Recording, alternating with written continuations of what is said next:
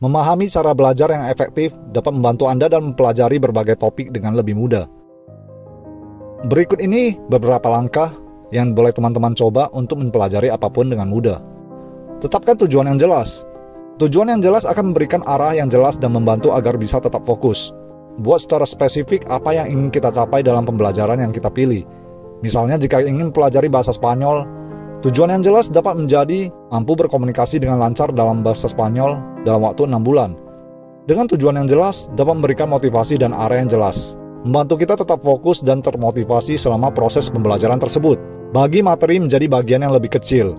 Pecahkan materi yang teman-teman pelajari menjadi bagian yang lebih kecil dan lebih mudah dikelola.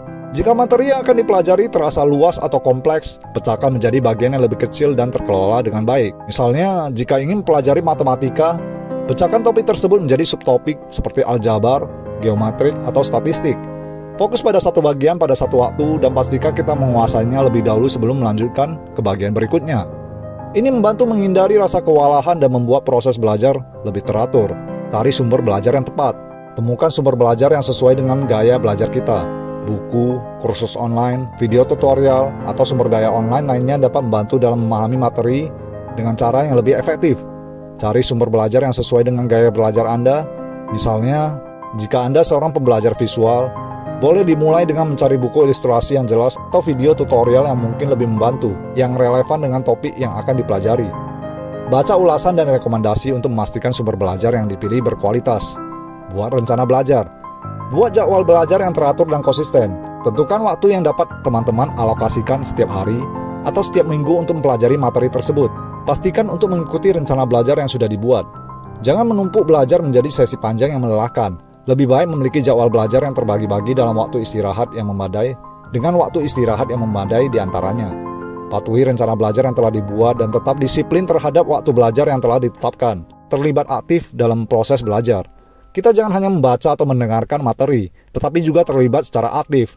Buat catatan, jelaskan kembali konsep-konsep dalam kata-kata yang kita pahami sendiri, dan boleh diskusikan materi dengan orang lain.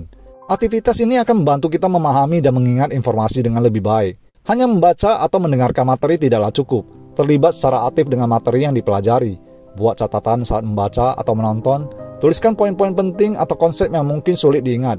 Jelaskan kembali konsep-konsep dalam kata-kata Anda sendiri. Jika kita dapat mengajarkan atau menjelaskan kepada orang lain, itu menandakan bahwa kita telah memahami materi tersebut dengan baik. Mendiskusikan dan berbagi ide dapat membantu memperdalam pemahaman Anda. Terapkan materi dalam kehidupan nyata. Carilah cara untuk menerapkan apa yang kita pelajari dalam kehidupan sehari-hari. Contohnya jika kita mempelajari bahasa asing, gunakan bahasa tersebut dalam percakapan sehari-hari atau menulis catatan dalam bahasa tersebut.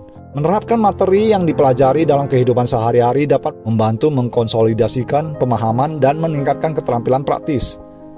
Misalnya jika teman-teman mempelajari bahasa asing, ajak teman berbahasa asing untuk berlatih bersama atau mencoba menulis catatan atau pesan dalam bahasa yang sedang dipelajari. Jika kita mempelajari keterampilan praktis seperti memasak, seni, atau musik, praktekkan apa yang dipelajari dengan membuat hidangan, membuat karya seni, atau bermain musik. Evaluasi kemajuan dari tujuan kita. Secara teratur tinjau kemajuan yang teman-teman dapat dan lihat apakah kita telah mencapai tujuan yang ditetapkan. Jika ada area yang masih belum dikuasai, berikan waktu tambahan untuk mempelajarinya atau cari bantuan jika diperlukan. Secara teratur tinjau kemajuan terhadap tujuan pembelajaran yang telah ditetapkan. Lakukan evaluasi diri untuk melihat sejauh mana kita telah mencapai tujuan tersebut. Jika ada bagian tertentu yang sulit dipahami, berikan waktu tambahan untuk mempelajarinya atau cari sumber belajar tambahan. Jangan terlalu keras pada diri sendiri jika kemajuan tidak sesuai dengan harapan. Setiap orang belajar dengan kecepatan yang berbeda. Tetaplah fokus pada peningkatan dan terus melanjutkan perjalanan pembelajaran kita. Pembelajaran membutuhkan waktu dan kesabaran. Pemahaman yang mendalam membutuhkan waktu dan kesabaran. Jangan mengharapkan hasil yang instan atau terlalu keras pada diri sendiri.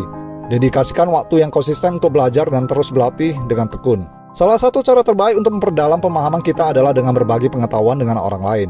Diskusikan materi dengan teman atau cari komunitas pembelajaran online yang relevan.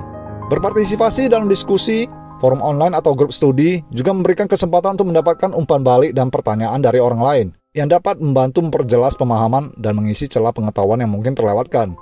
Membagikan pengetahuan yang kita pelajari dengan orang lain merupakan langkah penting dalam proses belajar yang efektif. Ajarkan konsep-konsep kepada teman atau kelompok belajar, atau jika memungkinkan menjadi mentor atau tutor bagi mereka yang membutuhkan bantuan. Setiap orang memiliki gaya belajar yang berbeda. Jadi eksperimenlah dengan metode yang bekerja terbaik untuk diri kita. Tetaplah termotivasi, berkomitmen pada proses, dan nikmati pengalaman belajar yang berharga ini. Pikiran 7.